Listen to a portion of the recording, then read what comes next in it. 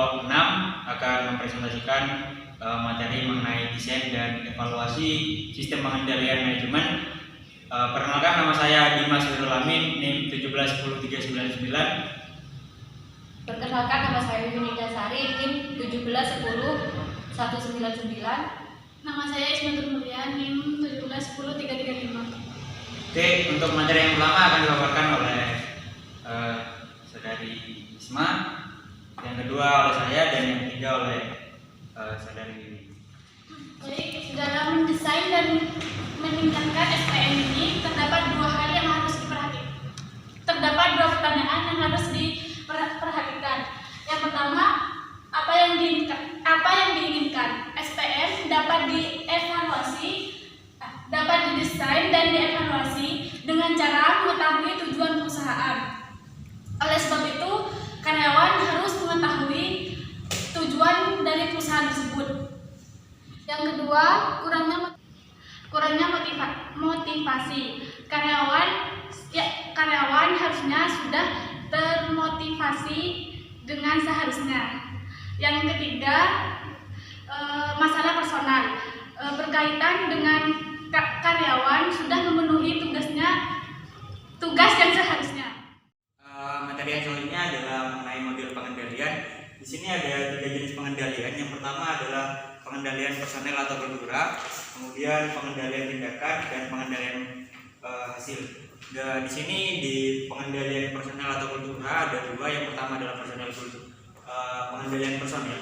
Di sini pengendalian personel itu lebih ke motivasi diri dari karyawan itu sendiri, dan untuk pengendalian kultura itu lebih ke kelompok yang akan nantinya jadi budaya dalam sebuah perusahaan itu, dan tujuan dapat dilaksanakan atau kelompok itu dalam berjalan dengan baik apabila hubungan emosional mereka kuat. Dan di pengendalian ini ada kelebihan dan kelemahannya. Untuk kelebihannya adalah perusahaan dapat mengerti apa keinginan karyawan, jadi dapat melakukan pengendalian dengan tepat. Dan kelemahannya adalah karyawan bisa bertindak semena-menanya karena terlalu banyak toleransi.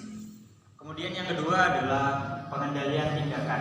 Dan pengendalian tindakan di sini perusahaan berusaha mempengaruhi karyawan dari tindakannya sesuai dengan keinginan perusahaan, yang dimana perusahaan akan membuat kebijakan, prosedur, dan juga sistem kerja yang sesuai apa yang diinginkan oleh perusahaan.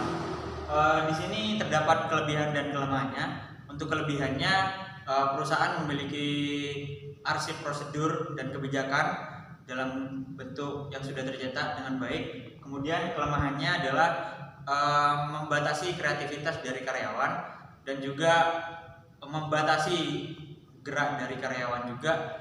Dan biasanya di pengendalian ini banyak karyawan yang tidak betah berada di bawah pengendalian tindakan ini.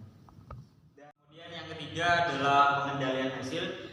Dari 2 yang di atas, barusan yang kedua adalah pengendalian tindakan, yang dimana karyawan dibatasi untuk berinovasi atau berkreativitas.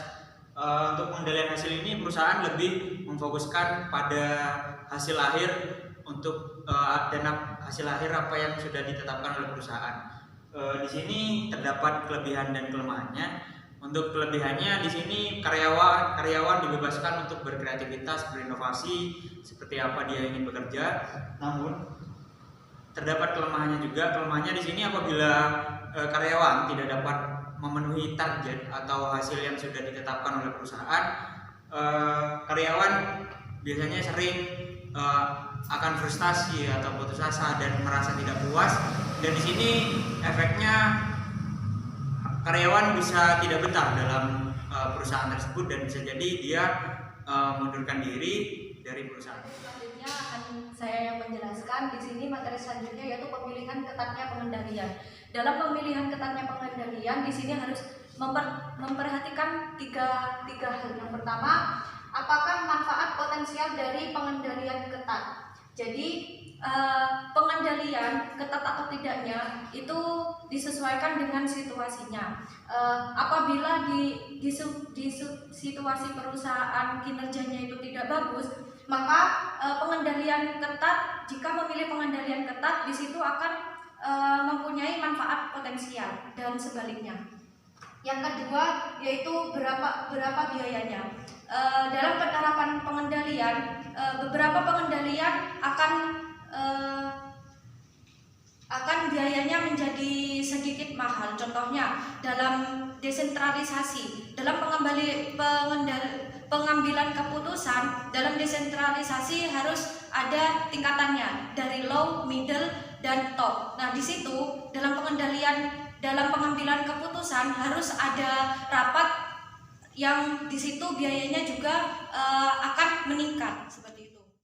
Untuk yang ketiga, mungkinkah ada efek samping yang merugikan?